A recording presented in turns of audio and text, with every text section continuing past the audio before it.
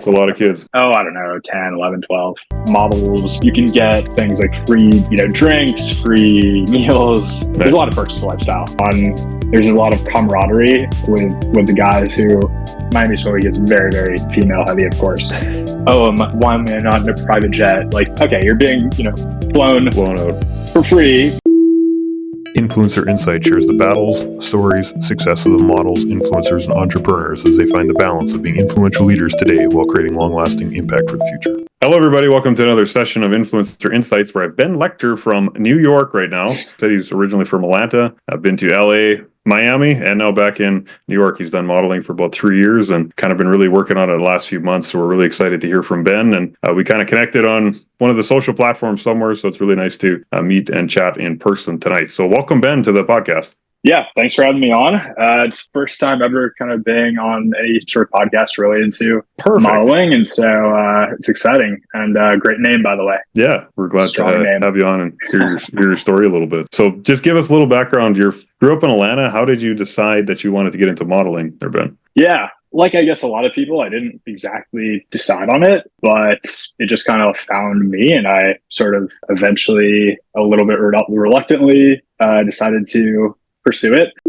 Models, join us on Facebook in our group where we've got all kinds of support and training you need to become a better model today. Check the link in the description. Is it like friends were like, hey, you should go take some photos? Or was it like a magazine came up to you or a brand or something? Or yeah, so I mean, I got, you could say, like a late start in it because I had fully convinced myself that I should be a finance bro. And so cool.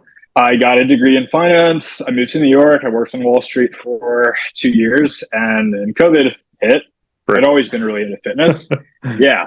And then, so I was working in the office. I was wearing the suit, whole 9 yards. Cool. And I would say I've always been really, really into fitness. Fitness has always been my passion, and just lifting heavy, optimizing the human body, everything from the nutrition, the supplementation, the lifting, cardio. And I guess I started just using TikTok as a creative outlet in those years. I guess like a lot of people probably did. Cool platform. And and I was just making honestly like gym and fitness jokes and humor. Nice. And wasn't expecting, any modeling to come from it. Maybe I would get like a pre-workout sponsorship or something. Yeah. Send me some free supplements or something. Yeah. Yeah, exactly. Which I did. But then, then I had like a bunch of photographers in New York reach out and want to work with me. And then so I did some photo shoots, and one thing led to another. I got really sick of working in finance. I sort of had a bit of like a dilemma, as it were, because I saw there was sort of the path to modeling forward, and I had spoken with agents who had slid into the DMs and wanted to fully scout me just off of first photo shoot or two. Cool. And then I also still really had this passion for wanting to make a career and income out of fitness, which is really just more where my heart, lied. Passion. And and I think I was automatically a little suspicious of the modeling industry. Due to kind of this combination of factors, it led me to really pick the whole fitness thing, which is making content and coaching people, over pursuing the modeling side of things. That being said, still continue to do photo shoots, worked with some really, really talented photographers, got some magazines, interested in doing editorials and covers. Small brands, here and there would hit me up. But basically for the next couple of years, I was really, really focused on building fitness, not that interested in modeling, but I still did it from time to time.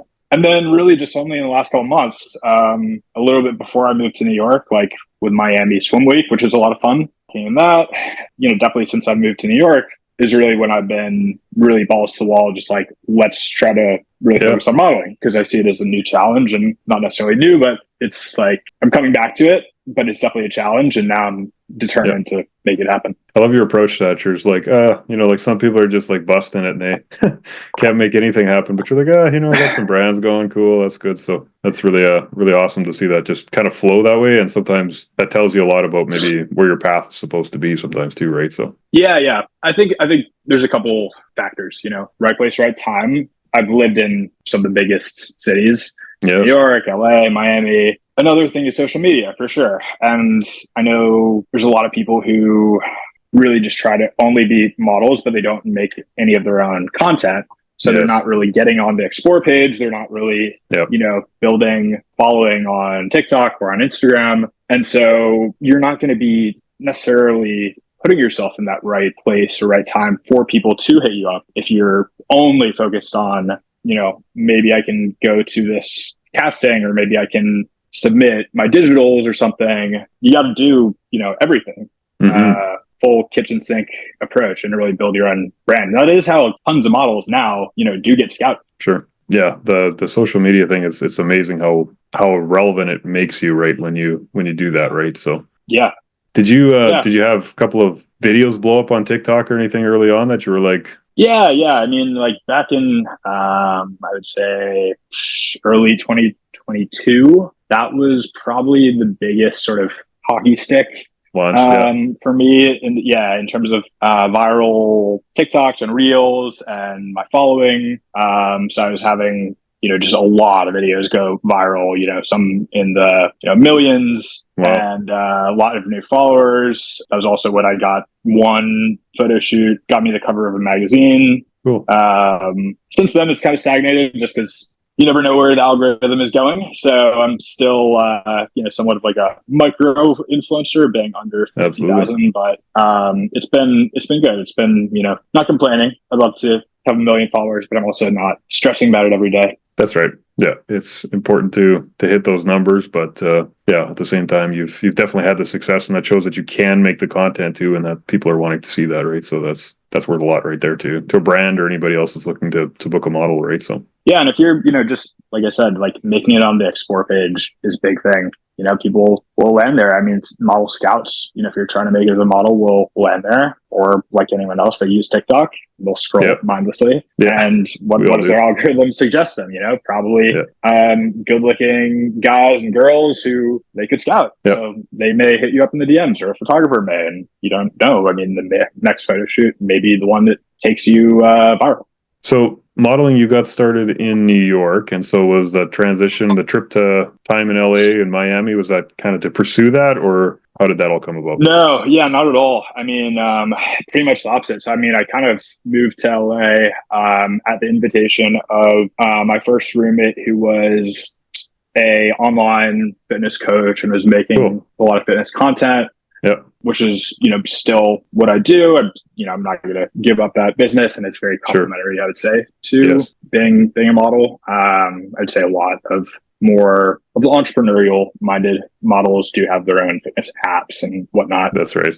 So I was living with him, and I thought it was going to be just a really good sort of mastermind connection to be there with him, and really just going full on with growing fitness influencer, fitness coaching side of things. But that being said, I still was definitely hit up and still did do some jobs for fitness and swimwear and activewear, small brands and e-com and stuff like that. So I was still keeping modeling going, just wasn't really too much focusing on it. Cool. No, that's the way to go. And all that stuff builds to your portfolio as well too, right? So definitely. And then, that's very important with a lot of people's goals, right or wrong, are being signed. One of the biggest factors, I would say, along with just, is the agent really, really hyped about you? Are they excited about you? Can they see kind of the potential in you? Is just, do you have a good portfolio, and do you already have like an existing book? Right.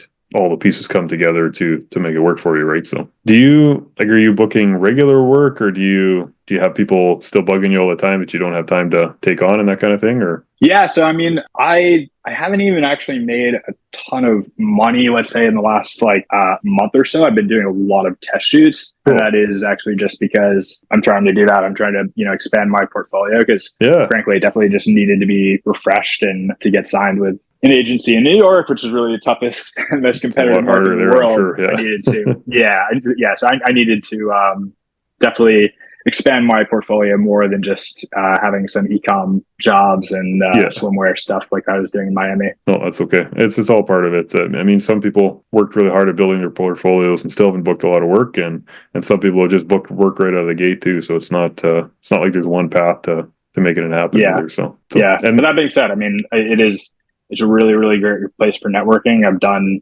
probably Totally. two shoots a week for the last month on average. Right on. So Do you have any tricks on getting connected with these photographers and that kind of thing, or is it just posting content and hoping they? yeah, I mean, like just be on a lot of platforms. I would say like the more the better. I mean, like my first ever one that photographers reached out on was TikTok. I've gotten most of my paid jobs definitely through Instagram. Of course, right. Recently been doing though a lot of test shoots and TFP collabs with a lot of photographers on Caviar, which for the viewers, if they don't know, it's how we met, and it's, Yep. I guess, what would you say, like a marketplace sort of between photographers, models, and magazines.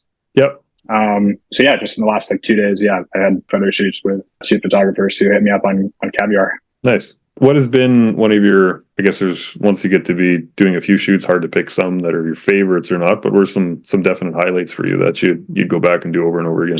Oh Shows or man. anything? Yeah. I mean, Miami Swim Week was a ton of fun. It was a blast. Especially there's just like, there's a lot of camaraderie with the guys who I was with, because it is, Miami Swim Week is very, very female heavy, of course. Yeah, I'd imagine. It's hot chicks in their bikinis, Yeah. bunch of dudes. But yeah, it's a small group of guys, and so almost majority of us, I would say, were walking the runway for a lot of the same designers. Probably. About half dozen probably had basically all of us like together, and so Cool. it was really fun. I wasn't even expecting it, but it was cool. I made a lot of friends there. How many times did you get to walk, if you don't mind me asking? I think I walked for six designers in Miami. That's pretty good. Yeah, right on. Yeah. Makes it worth the trip anyway. Cool. So yeah, well, I was living there at the time anyway, so I was just like, well, I might as well stay in Miami. May as well do that. I'd rather be in New York at this point, but it was fun. Yeah, a little beach time is okay. Nothing wrong with that, right? So yeah. Cool. What are some things you want to hit? I guess if you were specifically thinking about the modeling, any brands you want to work with, or photographers that maybe struck you, or? Yeah, 100%. I think full on career goals. I want to shoot high. I want to do runway in Paris and New York and That'd be cool. Milan, and obviously here in New York. Yeah. I want to do really luxury brands, classic ones. The Versace's, the Louis Vuittons, Calvin Klein, Polo. I think it'd be great to get like a fragrance commercial.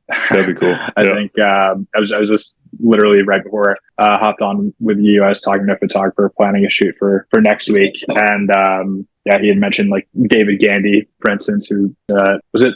I forgot what sort of cologne, but he did this TV ad for a cologne that was probably on for a good like 9 years straight or something insane. Yeah. They made back the investment on that one anyway, right? So yeah, I mean he was the highest paid male model in the world for many years. Quite a few years, yeah. No, those are good goals to hit. Even if you get halfway there, you're probably still doing better than the rest of the world, right? So yeah. Oh, that's awesome. So shoot for the moon, and we'll be watching your fragrance commercial for a long time too. So that's cool. Trust. Yeah, exactly. Knock on wood, right? So, what's kind of been the favorite part of the modeling thing, if you were going to pick? I know it's hard to pick one thing right down to it, but God, I don't know. I mean, there's a lot of just like perks, I would say, to sort of the lifestyle. I'm not gonna lie. I mean, it's nice. I think there's a lot of it that you can't really even explain to like your friends. Just I don't know, being flown out to Las Vegas and put up in a suite and paid $1,000 a day just to stand there and be good looking. It's just it sounds so, and it is. I mean, if you were to told me that would be happening to me right when I was working in finance, and be like, what? Like that happens? Like makes no sense. Or just I mean, there's apps. There's I don't know if you've heard of ones. I mean, they're in just kind of a select few cities, like New York and London and LA, Miami, like Neon Coat or Beauty Pass, which models can you apply to get on, but once you're on, you can get all sorts of just things like free, drinks, free meals, free green juice, smoothie, massages. It's just like there's a lot of perks to lifestyle for sure. Yep. Again, it's not something everybody gets the chance to do, so it's pretty cool. You can do that and enjoy it, as well as I can see in you. It's kind of humbling too to be able to have those opportunities. So that's pretty cool. So yeah, no, it's still very new to me. So it's still quite the novelty. were you ever sitting on a plane thinking to yourself, wow, I kind of made it? Ever that feeling? Yeah, no, kind of. But then I'm thinking, well, I'm sitting in coach, and there's not enough room, and I feel really cramped, and I want my legs to not be uncomfortable. Yeah. So there's always, but yeah, no, I mean it's nice. I think part of just the human experience is learning how to be, grateful for, I mean, just what you have in the moment. So like, like you shouldn't obviously always be thinking, oh, why am I not in a private jet? Like, okay, you're being, blown out for free, not on your own dollar, but, for free to go get pictures taken of you. It's pretty great. So yeah, I think there's a lot of joy to be found, just in the way to the top. Yep. There's something more there, Ben. How did you get to a place where you have those realizations and that awareness of gratitude and the value of that? For years. I mean, way prior to, starting any kind of modeling or anything like that, but kind of just combination of like mentors and reading and sort of just development guided, meditation and prayer and just all sorts of things sort of just combined. And you think, quite really it's very logical to me. I mean, it's you build up this sort of gratitude that you are so happy for the good things in your life, and more of them do come to you. It's that kind of give and take, right? You're grateful and you kind of release what you've been given because it's amazing, and then all of a sudden you're just giving more, right? Yeah, no, it really is. I mean, it's the law of the universe, the law of attraction, the law of love, God, whatever you want to call it. But I mean, you really do, you amplify energy. And so basically giving energy of gratitude and joy and thankfulness, positivity, that will be reflected. Yep, absolutely. That does take us into a bit of our segue into the next piece, and that's kind of where I kind of bug everybody a little bit on these podcasts about the mental health journey. I know it's different for everybody, and some people experience it in a very traumatic way almost, and some people, they're like yourself, they find gratitude and they find ways of just being in the moment and taking it as it comes and that sort of thing. But have you ever experienced the mental health piece, or do you think working out has been something that's always kind of been a part of that's helped avoid those things? Or it helps, but it's not any kind of, replacement. Yeah, no, I've experienced tons of ups and downs, just emotionally and psychologically, and it's I'm still, work in progress. I wouldn't say I'm at all, I'm not like perfect. Maybe there's some things I'd try to teach people who feel like maybe they're in a position where I was, but gosh, I mean, I was in a really dark place, honestly, before I quit my finance job. Really, really dark. I mean, I was in a dark place after my last breakup. But that's part of being human too. So was the finance career, was it just the pressure of it, or was it the monotony of it, or? It was those, and I think more than anything, it was just this deep sense of not having a purpose in life. Oh, wow. Yeah. Just felt empty almost then. Yeah. And that's the worst feeling, really. Yeah, no doubt. Because I think we can deal with like a lot of suffering, but it can't be in vain. I think, and oftentimes we can actually feel good in the suffering if we sort of just like see the bigger picture, if we see the light at the end of the tunnel, and if we think that, where's this going? If we see like, in the end, like it's always going to pay off, all this hard work, all this struggle, but if it just seems very meaningless and you just see just endless suffering for no reason, it's really hard to find kind of just like the will to go on. Absolutely. You're probably quite blessed because you were in finance for a couple of years before you discovered this, or did you spend more time than that in it? Or no, just 2 years. Really. Well, it's kind of nice to figure that out versus some people spend a lifetime before they realize that there's something better out there too, right? So it's like I always say, it's just I'm glad I had my quarter life crisis, not my midlife crisis. That's a good way to put it. Absolutely. So, what I don't know if you're recommending ways for other people. I know you're a coach, and so I'm sure you've talked with a lot of people that have gone through things as well. Probably the weight loss thing is one of those things where it's almost as much mental as it is physical, right? So, what are some of the things that you kind of tell people or encourage people or work with them on in those situations? Yeah. So, I mean, a lot of it just goes along with the gratitude portion is visualization. And yeah, I mean, I think, how do you visualize? What's your process? so yeah. Okay. So, I mean, I'll tell you just like my experience with it, probably like the first, Perfect. it's going to sound really funny. But like even just like really small, they were like, really micro achievements that I ever really visualized for myself was like when I was first getting started in the gym and, wanting to hit, just a plate on each sides on the bench, like literally just 135 pounds. Right. Yeah. Yeah. But, I was a scrawny little teenager. I was, 14 and it took a while, but that was like, it's like, my arms were just spaghetti. No chest to speak of, but yeah, I mean, I think that was probably the first time I ever really just sort of visualized myself just doing like the rep and like completing it. And then can certainly say once I did that, I started, well, not only hitting that, but just making overall progress with sort of that technique, over and over. And so I would use that basically just apply it to different things, whether it was hitting 1,000 followers or 10,000 followers, literally just like put on, whatever sort of meditation or whatever sounds you need and kind of sit there with your thoughts and basically just, you want to visualize just either it's, you getting that rep up or, you're visualizing just the numbers on, your phone screen.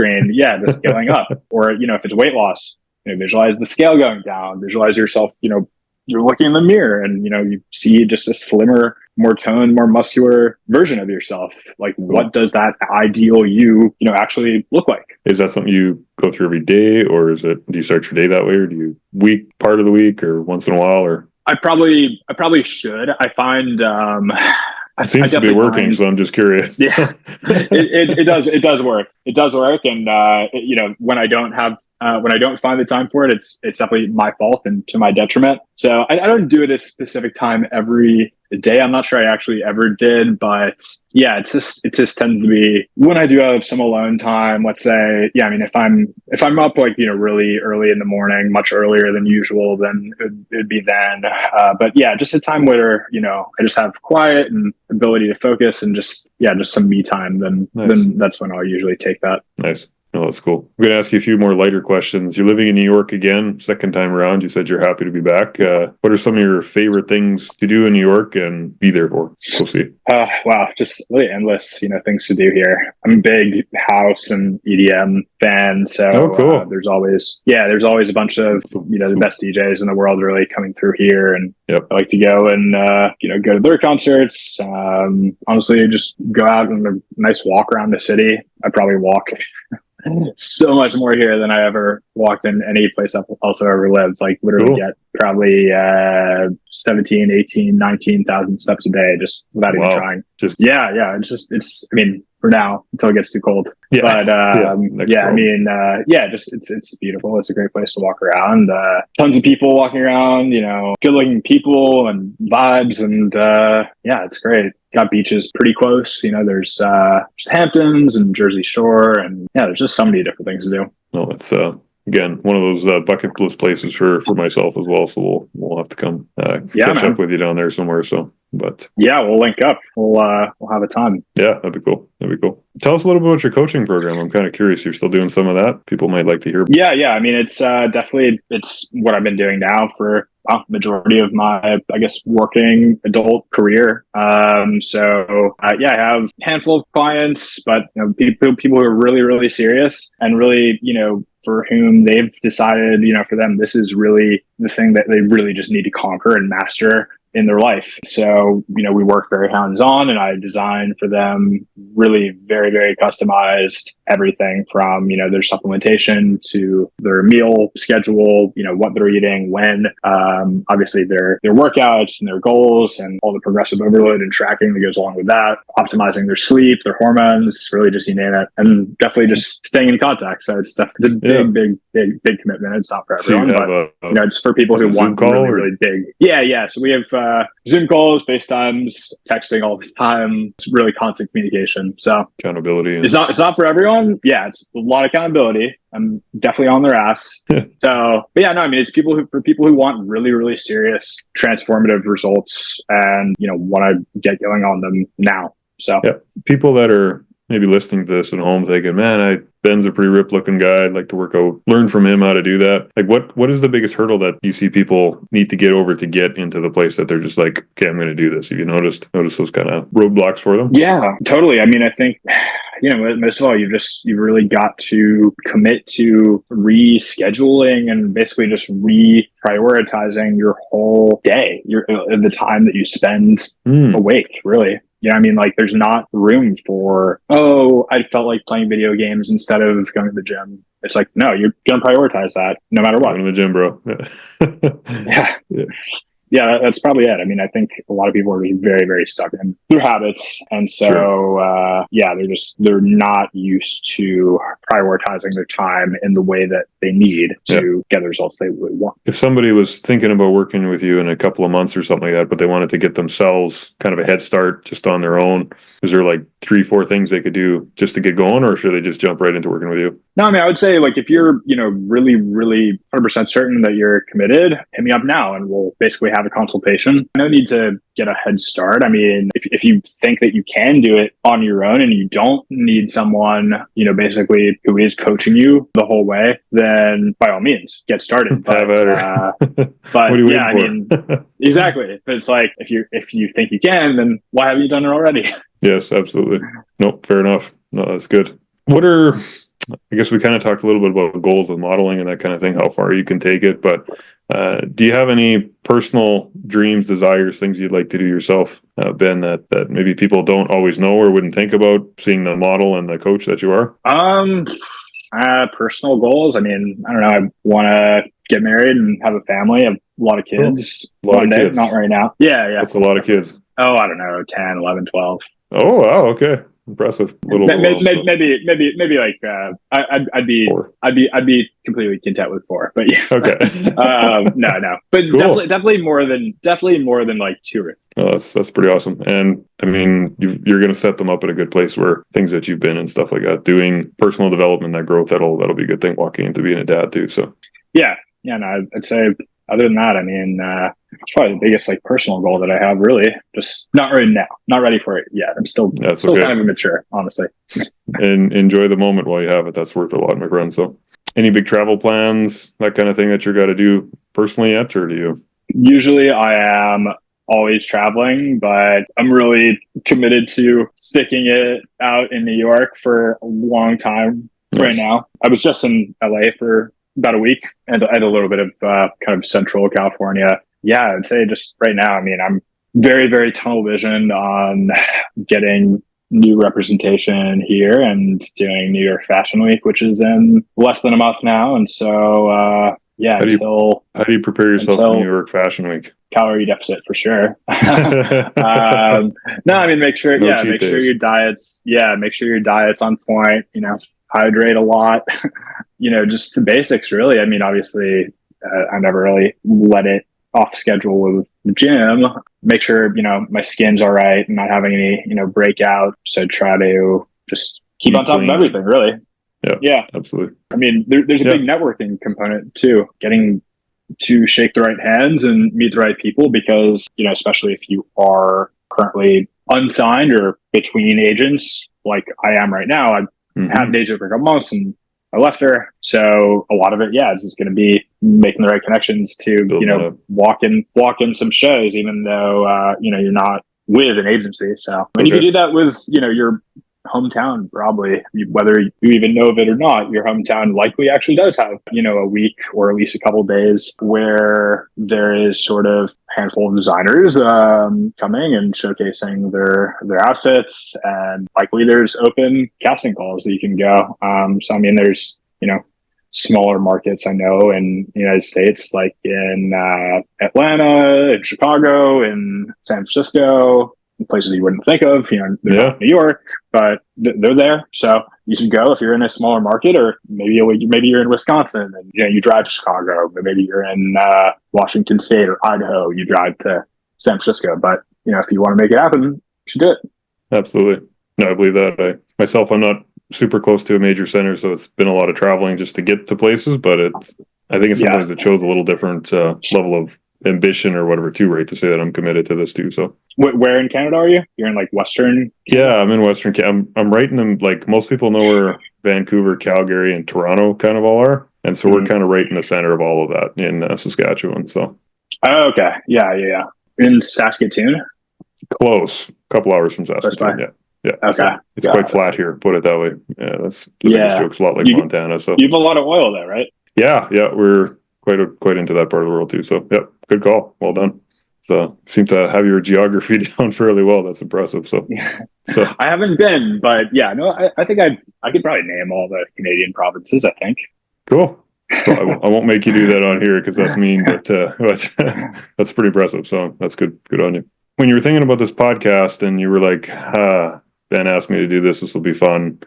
What do I really want to tell people? So is there one big message that you kind of want people to know when they think of Ben Lechter and where you're going with your career and your work there? I would just say, I want to preach probably above all else, gratitude, self-belief in myself. And, I think definitely for people watching, and if you have goals, they may not be mine, maybe different. I didn't even always have these goals. I've only had some of these goals very recently.